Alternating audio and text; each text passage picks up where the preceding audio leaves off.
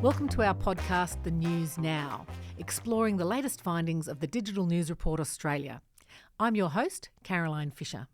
In this fifth episode, we are focusing on news and gender. So to explore this, we have not one but two experts in the studio. Dr Jee Young Lee, who's one of the authors of the Digital News Report Australia and an expert on the gendered nature of news consumption in Australia. Hi, Jee. Hi, Caroline. Thank you for having me. And Ginger Gorman, an award-winning journalist and author and editor of Broad Agenda. Hi, Ginger. It's lovely to be here. And from what I tell, you've got lots of anecdotes, lots of stuff to tell us about the way women view the news. So look, Jee, let's start with you and some of the data from this year's report. So for the past 10 years, you've been tracking the way women and men in Australia consume news. Do women think about news in the same way as men, or are they different? Well, yes. So let's talk about the gendered nature of the news consumption. So Australian men continue to be more interested in news than women. It is also worth noting that the gap is wider and increasing, particularly for Gen Z. This year, we found only 23% of Gen Z women are very interested in news compared to 47% of Gen Z men. Wow, hang on. So say that again. So 27% of Gen Z women say that they're very interested in news and 47% of Gen Z men are interested in news. That's an amazing gap, isn't it? And this growing gap suggests that young women are finding mainstream news increasingly irrelevant.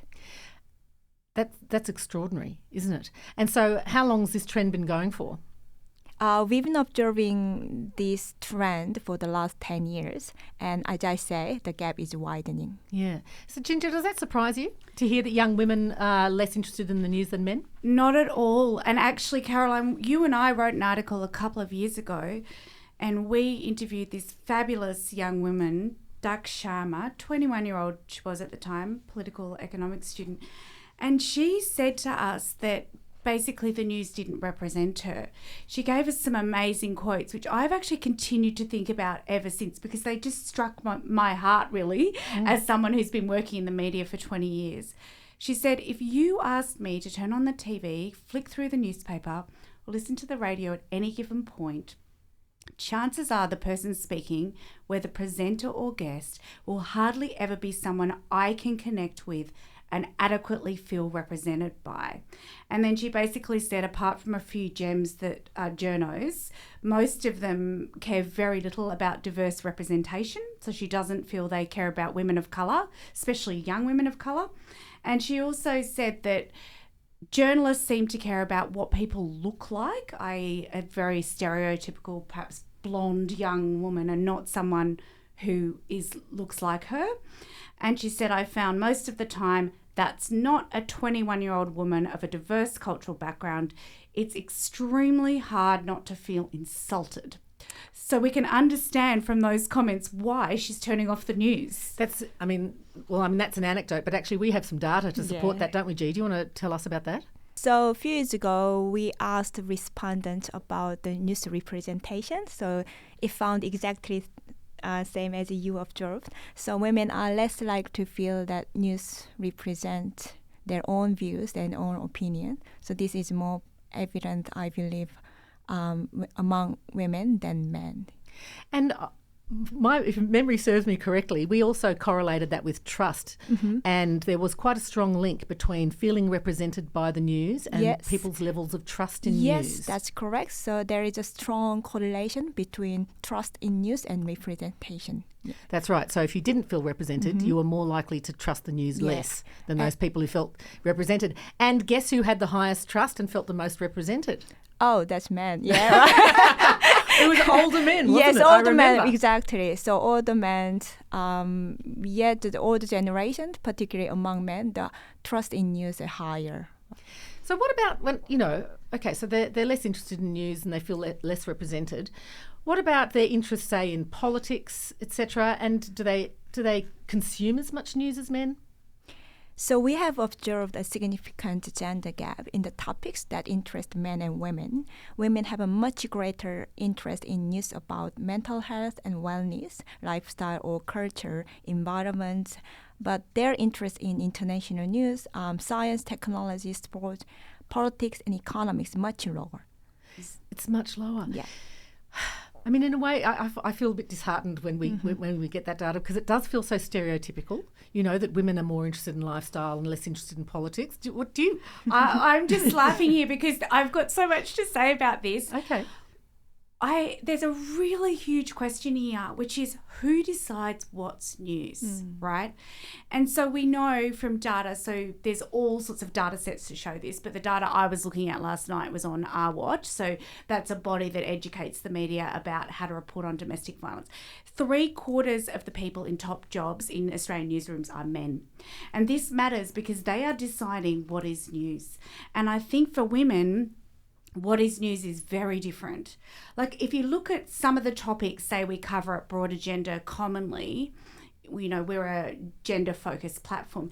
It's things like childcare costs and how menopause might impact us, or how other structural things to do with being a woman impacts you, superannuation, those kinds of things.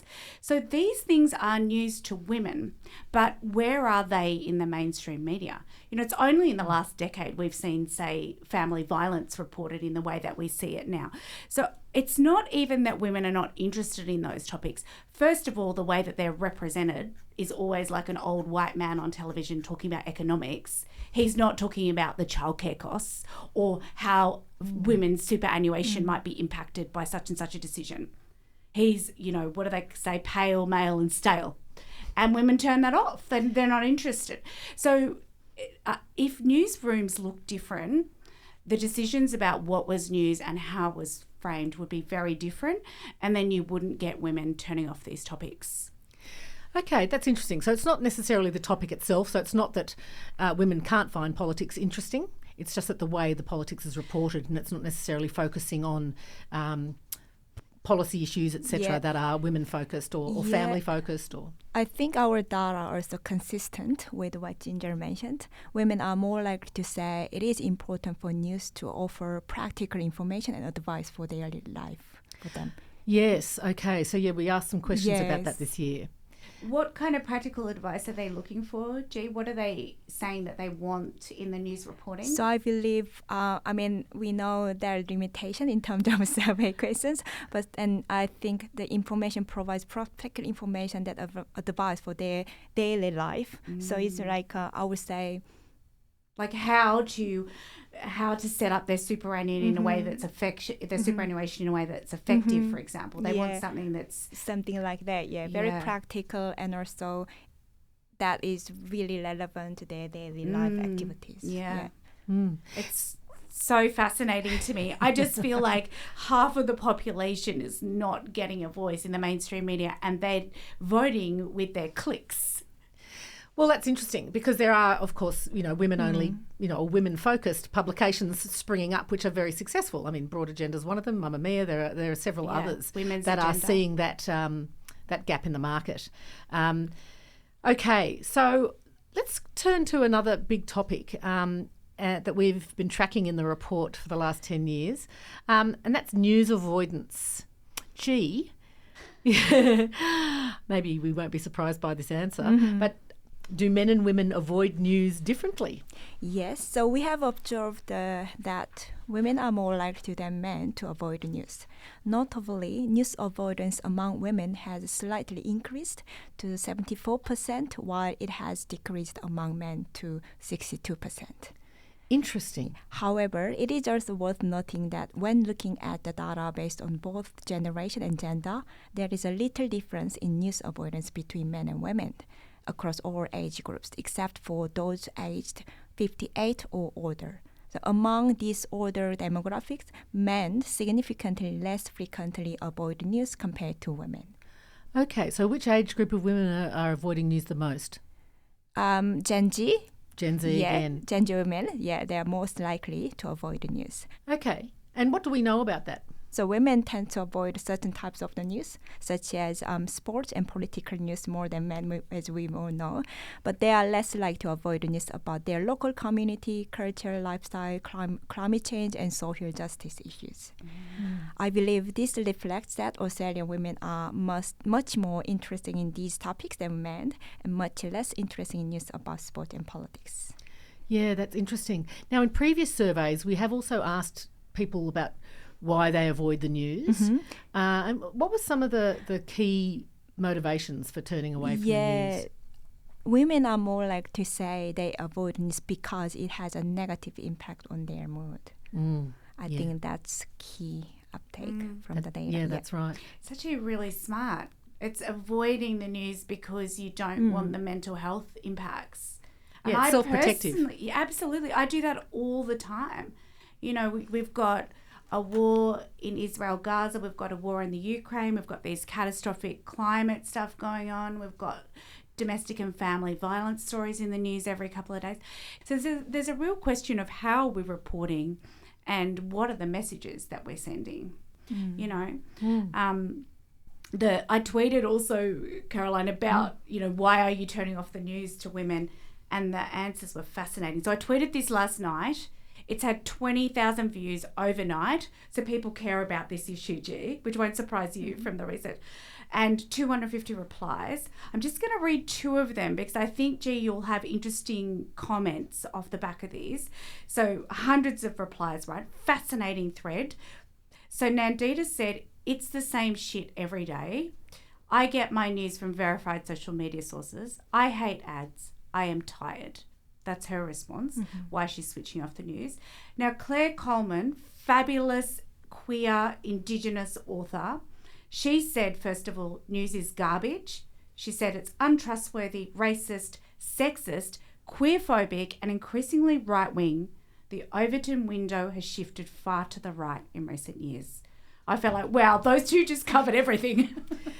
Interesting. I mean, one of the things that I picked up on there, G, was about fatigue, that she was tired. We asked about news fatigue this year. What do we find? Yes, so you know, it's evident in data. So women are more likely to experience news fatigue than men. So 46% say they are worn out, whereas men say 38% of men say the same thing. Yeah. That's interesting. They're worn out by news.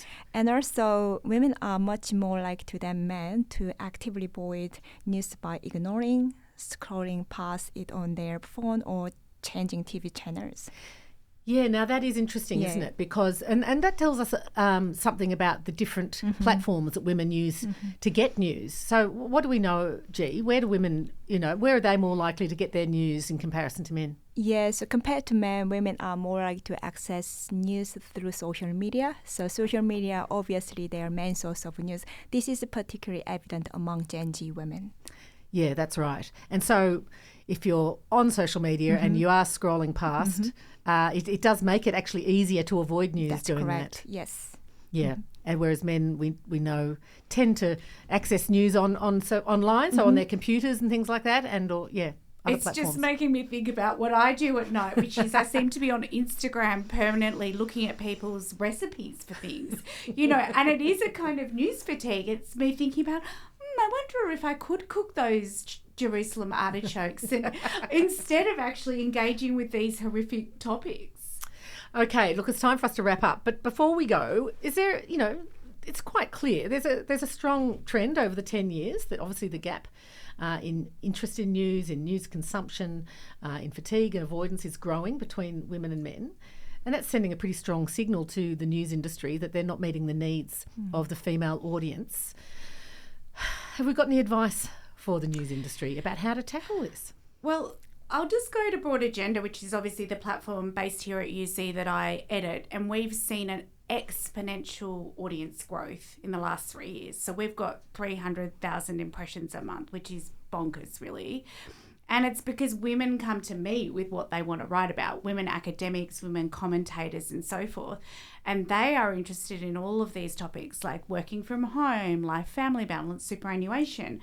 So you do find that once you give women the platform, women experts of different kinds, lived experience experts, academics, commentators, they know what they want to talk about and they talk about it with incredible expertise and passion, and it gets the readers. One of our academics here at UC, Dr Leonora Riz, she wrote the most amazing gendered guide to the budget, which has had so many clicks. So people do care about these issues. Women do care, and they will read it if it's written for them. Interesting. Gee, have you got any advice? I think it is also important to look at what other countries are doing. Recently, I've visited digital news platform companies and news organizations in South Korea. It was fascinating to observe that their newsrooms are predominantly young female dominated. So the content creators are now predominantly young women in South Korea. And I believe it is a growing trend in South Korea and also globally. They are now leading drivers, particularly in the digital content industry. Yeah, great. All right, well, let's hope that some editors have been listening. Look, we'll wrap it up there. Thanks so much, Dr Jee Young Lee and Ginger Gorman, for a great discussion. And thanks, everyone, for listening. Bye for now. This podcast was proudly produced by the University of Canberra on Ngunnawal and Ngambri country. A big, big thanks to Rach White for her production, the Digital News Report Australia team, all of our interviewees, and Dilika Patharatna for organising it all. If you want to find out more about the Digital News Report Australia, please go to the link in the show notes. This podcast series, The News Now, by the News and Media Research Centre and UCFM. We hope you enjoy listening.